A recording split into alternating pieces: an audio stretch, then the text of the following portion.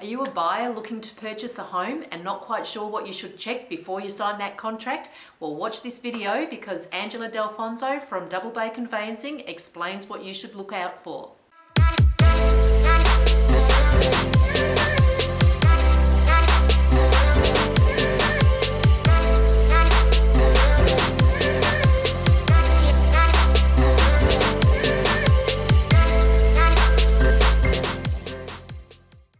Welcome to another episode of On the Couch with McNeill Real Estate. My name is Janet, and today we're delighted to welcome back Angela Delfonso from Double Bay Conveyancing. Good morning, Janet. Good morning, Angela.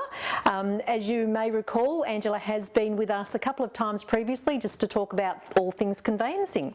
So today we have some very interesting topics that are things that I guess have come up in your job over the last little while, the things that Angela thinks might be important for people to know about. So firstly, buyers. Yeah, look, I think even as having done this for 35 years, you still evolve and learn things. And quite interestingly, people seem to be coming to us quite often at final inspection saying this doesn't work, that doesn't work.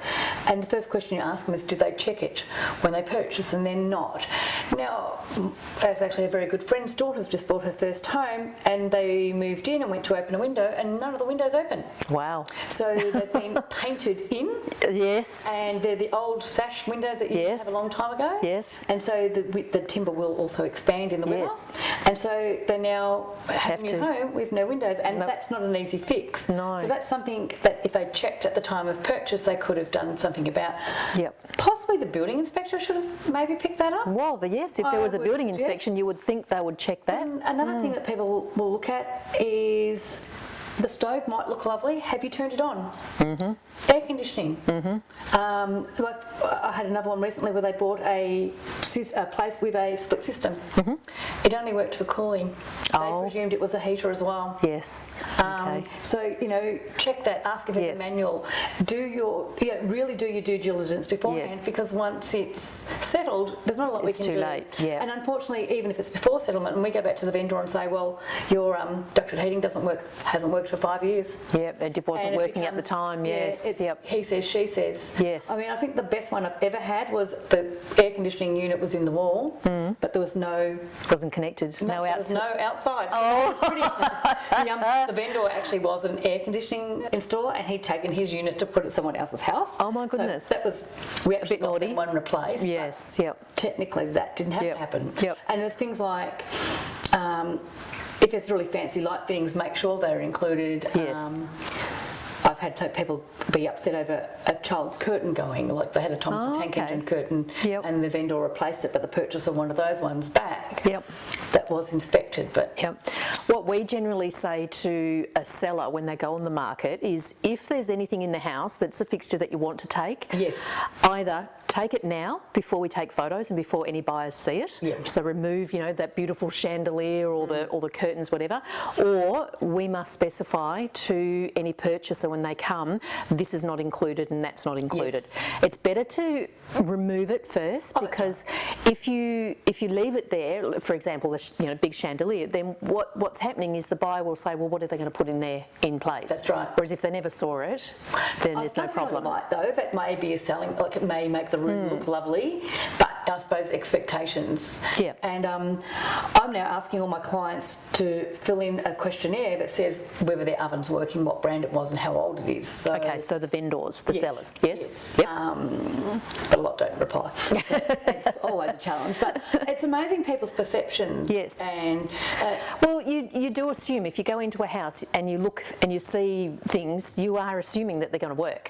And to be honest, we had a rental property just recently where it was quite funny. Then you were talking about windows painted shut, because we had a rental property where the purchaser bought it and they were putting a tenant in straight away, and they were away, so during COVID they couldn't physically inspect the property. They got the listing agent to do a walkthrough for the final inspection, just to show them, that everything's fine, which is great. But of course, when we went to do our ingoing inspection for the tenant, we've gone to open windows. It's like, this window doesn't open. And there's about 4 of them in the house that didn't open. So that's a very same trap. And I think windows is probably a big one, because how often would you actually try a window? Think about it. No. Another thing I find is, and this goes back to living on tank water in the past, no one turns any taps on. Yes, because how many of them knock as well? Yeah. And the water pressure? Yep, they're going to spend all this money, 500, 600, $1 million, 1.2, and they don't turn anything on. It's really interesting. And even like I've had ones with light switches recently too. And that's like, well, did you try them? Yep. That's right. It's very much a buyer beware. And once it's settled, there's not a lot we can do as their legal representative, is take them to VCAT. And it's very hard to get blood out of a stone. Well, as you say, if it wasn't working when you bought it, you can't expect it to be working when you settle. The vendor's always going to say it wasn't working. And I suppose actually even little things like checking if there's a bath mat hanging over the bath. The bath's not chipped. Is it covering something? Yes. Because I know my bath has a chip in it. And I always put something over it. But it's little things like that. All right, that's something minor. But it's the kind of thing to look out for. A lot of people tell us too that a window's cracked. Well, was it cracked when you bought it? Yeah. We find most of our clients, the sellers, if something does break down or get cracked or whatever between selling and settlement, 9 times out of 10 our vendors have been really good, and they just get it fixed. They just get it fixed, and they don't worry about it. I think that's the pitfalls that maybe the purchasers need to look at. Not everyone's a nice person. And look, particularly if you've got a matrimonial, neither party wants to cough up a cent. No. And it becomes he says, she says, and they won't do it. And when it gets to that situation, the purchasers don't have a lot of rights, and I feel sorry for them. But there's nothing I can do, and then I almost feel like I'm not doing my job, but I am. But there's nothing I can do to change the situation if I hadn't done it checked in the first place. So putting taps on is probably really good. So if things aren't working at the time of purchase, so they've checked it before they make their offer, I guess what they're looking at then is, do they make their offer a little bit less to take into account for those things being fixed, or do they put a special condition in requesting the vendor to make the repairs? Either or. But if I do put a special condition in, you've got to make sure that it doesn't just say the vendor will fix the taps. It has to say the vendor will fix the taps 7 days prior to settlement. If not, the sum of $5,000 will be withheld. So you need a time frame and you need a consequence. So it has to be cause and effect on any special condition. Fantastic. So it's like saying subject to building and pest. Well, what happens? What does that mean? So it's just that all that learning process. And I suppose purchasers at the moment in particular are very gun-ho and just let's grab something. That's and true. Miss out. So they're not maybe doing enough of their own due diligence. Like I always suggest too that you drive past the place 4 or 5 times at different times of day and night. Go around an area, different times of the day, days of the week. Weekend. Saturday night at 11 o'clock. Just to don't get an idea. That's true. And also talk to the neighbours. It's quite interesting what you can learn by talking to neighbours. Well, that's right. As long as they're not bitter neighbours. Talk to a few.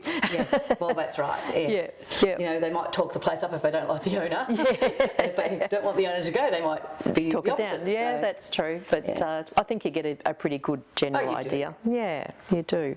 Well, that was some very interesting information, I think, very useful for purchasers. Angela, I think that's certainly when you're looking at buying a property, you do have to be really sort of careful about, diligent about what you're looking for. The old caveat emptor or buyer beware applies. And I think a lot of people have now got caught up in what's in a section 32 instead of what the actual what's in the house. And section 32 only tells you the legal things. It doesn't tell you the illegal things, so they really don't help that much. No. Just do look. That's true. That's some great tips. So that concludes another episode of On the Couch with McNeill Real Estate. And thank you, Angela. It's been brilliant to learn more about what a buyer should be looking for. If you have any further questions, give Angela a call or myself. But thank you for watching, and please subscribe to our channel and look out for further videos. Thank you. Thank you.